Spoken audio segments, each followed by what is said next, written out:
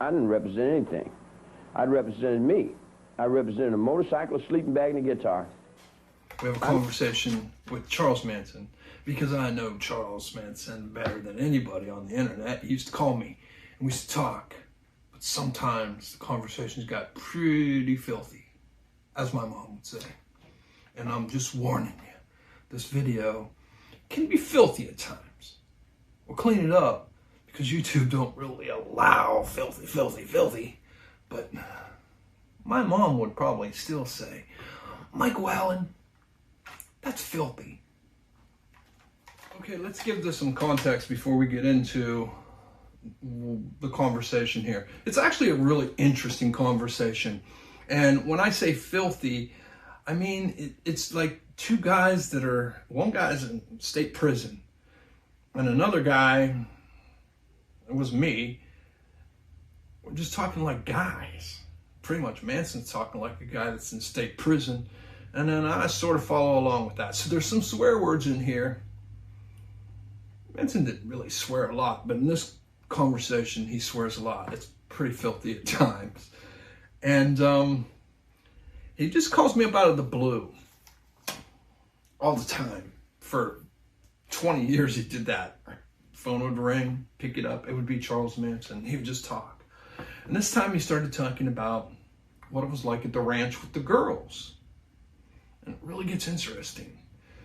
And it really gets talking about sex and sort of the orgy thing and all that stuff. That's why it gets filthy. So, this is Manson, and this is an observation. We're all observing this stuff because I'm trying to be an author. But I'm still only a writer right now. So, let's get into this conversation between me and Charles Manson. He just calls me up out of the blue. And he wants to talk about the chicks at the ranch. Hey. Hey. Had I not done 22 years in prison before I got arrested this time, I would not have survived. The only reason I survived is I've been through everything in prison ever since I was 9 years old. I've only been outside a couple years when I got caught this case here. The only reason they convicted me was because I was an ex-convict and I didn't know what was going on outside. You figure that if you go locked up in reform school when you're 9 years old and you don't get out until you're 20, in your brain, you're still 9 years old on the outside. Can you see that? Oh, well, I agree with that because everything I watch about you in court, you actually, nothing against you, but the case was handled stupidly. I didn't know what I was doing, and nobody else knew it either because you was going where no man had ever gone before. Nobody's been able to get women together with each other. They're jealous creatures. It's hard to get two women together. Okay, here's the part where he starts to get a little bit, I mean, the language, a little bit rough, but not that bad. I mean, he only says the F word about 4 times. He says pussy once, and he says maybe asshole once. And, but it's all in context. It's in context. He's trying to tell the story about the sexual revolution, what was going on back in 1968 when he got out of prison. And it's very interesting on how he explains it. So just beware. There's some cuss words. Doesn't get all that filthy. But again, for YouTube's sake, you have to mention the fact that there are some swear words here. And it gets a bit filthy at times. But it's about the sexual revolution, you know? Summer of love. If you think about it, free love was pretty filthy.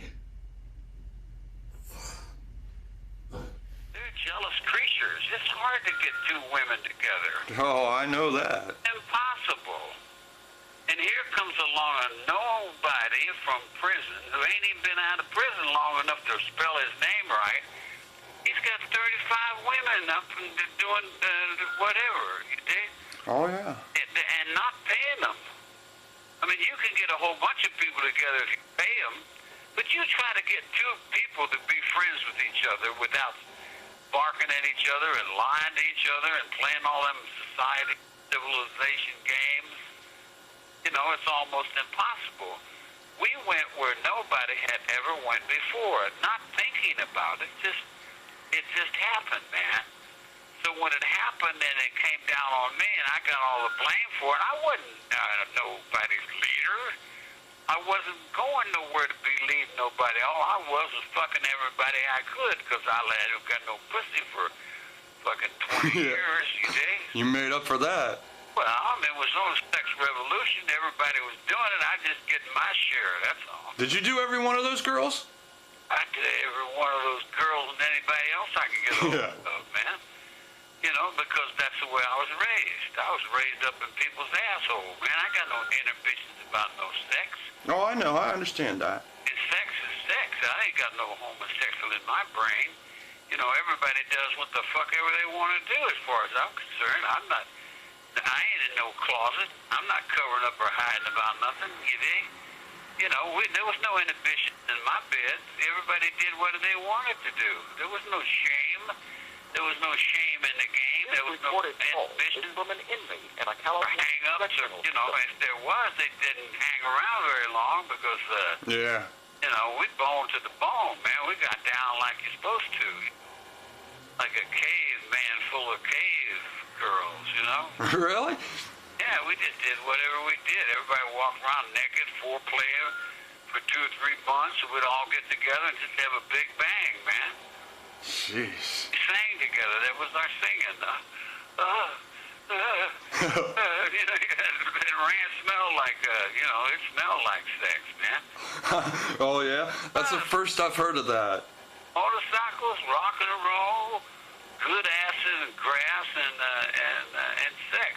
There was no heavy drugs there because heavy drugs slow you down. Yeah. You know, like it was just a free thing, man. It was free flowing, going along with whatever was going along with whatever it was. Nobody was living for tomorrow or thinking about yesterday. It was all right now today, having a good day, man. That's all it was. If you're a fan of Manson documentaries, Manson family documentaries, you've probably seen Final Words. And this next part where me and Manson are talking is going to sound very familiar because it was in the Final Words with Rob Zombie. And it actually started out the show. And it just continues because it was cut there. It's just a little piece of it there. But now you've heard what was in front of it. Now you're going to hear what was behind it. Because it's all from the same conversation. So let's get into what we heard. Manson saying the final words that he says in this conversation too.